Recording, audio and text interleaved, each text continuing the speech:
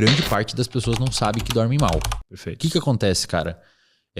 Primeiro, por que as pessoas dormem mal? Por que tem 70% de pessoas que dormem mal? E o que tem a ver no contexto ambiental com isso? E por que essas pessoas não sabem que estão dormindo mal? Para quem tá em casa, como saber se dorme mal e como dormir bem? Legal. Já é aquilo que é esperado.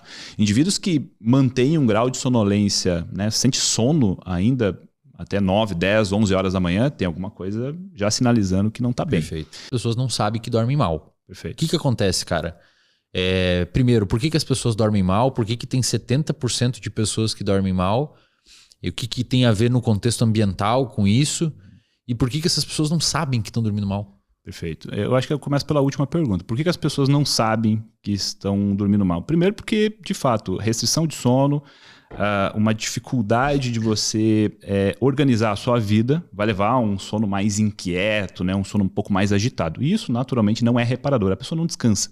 E se ela não descansa, né, o comportamento dela, o processamento de informações do cérebro fica prejudicado. Então, a capacidade avaliativa do indivíduo olhar para dentro dele e dizer, olha, eu estou passando com algum tipo de problema interno, é muito difícil para ele. Inclusive, tem um dado bem interessante mostrando essa incapacidade dos indivíduos se autoavaliarem quando tem restrição de sono. Isso é um ponto importante. Nesse caso, então, só para aproveitar o gancho, o sono, a privação de sono resulta na modificação na atividade de determinadas áreas no cérebro. Imagino que sejam áreas ali da ínsula, que são áreas envolvidas pela interocepção.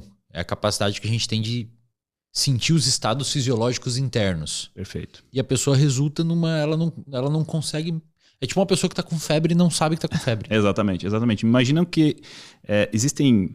a parte mais externa do cérebro, né, que é aqui chamada de córtex, né, a parte da casquinha do cérebro, ela é uma das partes mais prejudicadas nessa baixa qualidade de sono. Então, quando o indivíduo tem restrição de sono, mas isso, obviamente, a gente não está falando de uma noite mal dormida. A gente está falando de semanas, meses, ou até mesmo anos dormindo mal.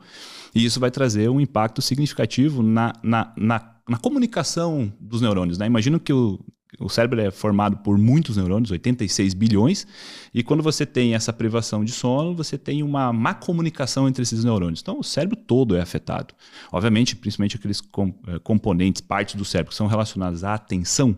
Porque imagina, né? Quando você está prestando atenção em alguma coisa externa a você precisa desses circuitos, desse cérebro funcionando adequadamente. Mas pense também que quando a gente está prestando atenção internamente, a gente está voltando a atenção para aquilo que está acontecendo no nosso corpo, ou nas nossas experiências, né, do passado, ou até mesmo na projeção em relação ao futuro, você precisa coordenar a sua atenção. Né? E a atenção é a primeira a ser prejudicada pela restrição de sono. Então, essa dificuldade de se autoavaliar. Mas, além disso, né, eu chamo a atenção para talvez essa dificuldade das pessoas entenderem que sono é uma coisa importante e que isso afeta a saúde delas, a gente tem que considerar também que sono ainda é uma coisa pouco discutida ainda na nossa sociedade, né? A gente vive uma sociedade ainda que ela tem muito interesse em produtividade. Em casa agora, primeiro, para quem está assistindo em casa, né? Beleza, então vocês falaram ali, vocês têm um dado da clínica de vocês, que é 2,7% das pessoas reclamam de sono, mas dados epidemiológicos na ciência mostram que aproximadamente 70% das pessoas dormem mal. Isso indica que a gente não utilizou nenhum instrumento, né, pessoal? Por isso que a gente não achou um dado parecido com o que a ciência achou, porque nós pedimos para as pessoas apenas um autorrelato. A gente não passou nenhum instrumento validado para medir. Então, é um puta de um dado esse que a gente encontrou, de 2,7% e 70% na sociedade. Isso indica que todo esse meio aqui dorme mal, mas não sabe relatar que dorme mal. É um indicativo, né? Para quem tá em casa, como saber se dorme mal e como dormir bem? Legal, perfeito. Acho que o primeiro critério é você utilizar é entender como você acorda. Saca? Tem indivíduos que acordam mais alertas, mas não é a maioria de quem dorme mal, geralmente, não acorda muito bem, acorda meio cansado. Acordar cansado é uma coisa um pouco contraditória para quem dormiu. Então, se você dormiu, a tendência é você acordar minimamente disposto. Obviamente que tem aí um ponto importante é que existe, logo quando você acorda, existe a inércia do sono. Então, em torno de 10, 20 minutos, você está naquele movimento inerte ainda, né? Que você está despertando. Então, leva, né, um tempo até você... Isso aí seria o quê? É natural. Mas assim, como é que é no ponto de vista na prática? A pessoa está mais lenta, não consegue prestar atenção em muita coisa? Exatamente. Tem indivíduos, né? Aqui tem que fazer sempre a ressalva de que tem indivíduos que acordam desperto da cama, vão lá, começam a trabalhar.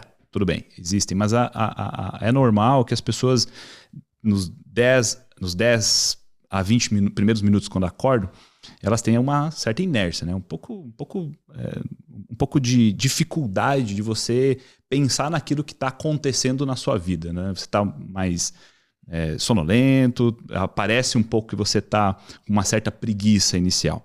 Agora, passando 10, 20 minutos dessa inércia, a tendência é você se sentir bem, né? Você já começar a entender aquilo que você precisa fazer ao longo do dia, né? Começar a imaginar quais são as tarefas que você tem ao longo, pelo menos, daquela parte da manhã, né? Então você consegue organizar, que você tem que fazer um café da manhã, ou seja, também um outro ponto importante.